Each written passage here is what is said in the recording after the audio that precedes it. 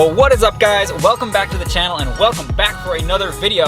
A lot has happened in the last month or so. Well, I broke the Golf R and I quit my job.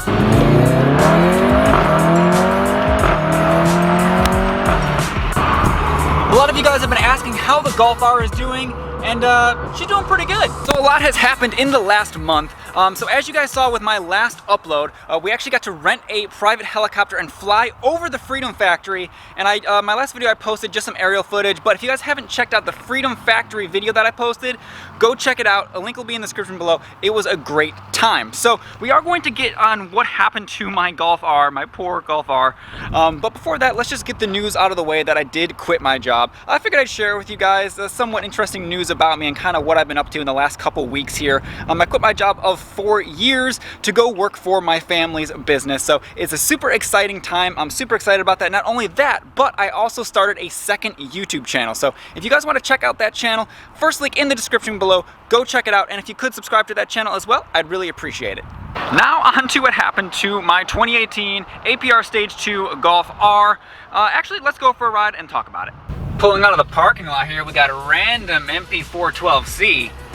Alright, pretty cool. Colorado plates on her. Holy Toledo, I gotta zoom out for this one, ladies and gentlemen. Welcome back to Florida. But we're totally gonna smoke him from this light. Totally gonna smoke him.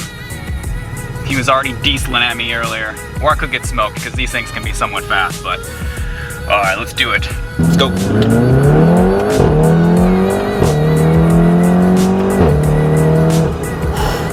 This thing still pulls like a train, I don't care what you say. So, long story short, I was driving to, well, the helicopter launch site and went over to a set of train tracks, and right past the train tracks, there was a gigantic pothole that I did not see until the last minute.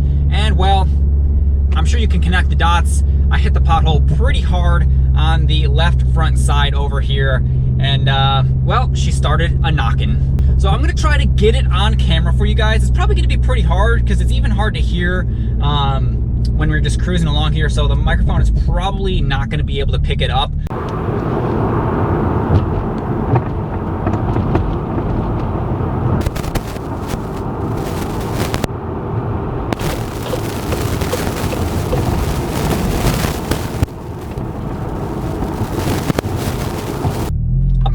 Investigation, I definitely broke the sway bar end link, so I'm gonna have to get a new one of those. It could have been worse, could have been a lot worse, it could have been something else, but well, it happens. So besides that, everything else, people have been asking me for updates on the car since I've had it now I think it's been about 7 months. Time flies. And this car has been rock solid, except for that little incident, which wasn't necessarily the car's fault. I didn't think I hit it that hard, but I did. But besides that, everything has been great. Had no other issues with the car. I've only put about, I don't know, 6,000 miles on it since I've owned it in that time frame. So not a ton of miles, but I'm by no means easy on the car. I did take it to the track. I took it to the 8th mile. If you guys didn't see that one, it's also back on my channel if you want to see my 8th mile times. That was really fun.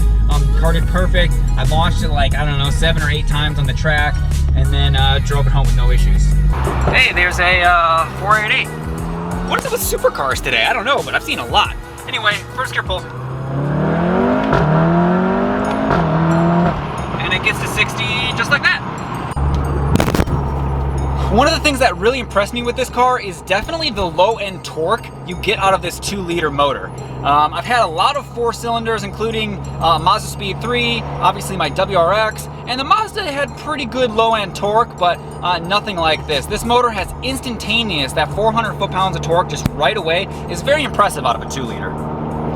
So maybe I'll do a video on replacing the sway bar end link, but probably not. It's a pretty easy fix on this car. Everything's kind of right there, and luckily it's like 30 bucks for a replacement. So I definitely lucked out with that.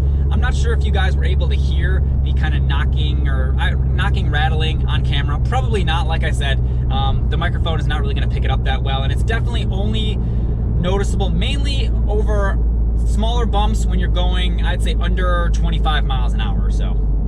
So you may be asking, what does me quitting my job have to do with the Golf R, and is it going anywhere? Nope, it's not going anywhere. In a matter of fact, I kind of do miss having a JDM car on the channel.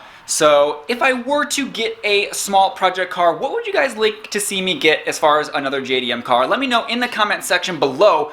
Now that's going to effectively end today's video. I just wanted to give you guys a small update. Please don't forget to check out the links in the description below for my second channel, as well as some of the older videos that I've posted. I know YouTube has not been sending out notifications to my subscribers. It is what it is. I'm a small channel, but that's going to do it for now, guys. If you aren't, please hit that subscribe button. I really appreciate it. Throw this video a thumbs up if you enjoyed it, and we will see all you guys on the next video. Peace.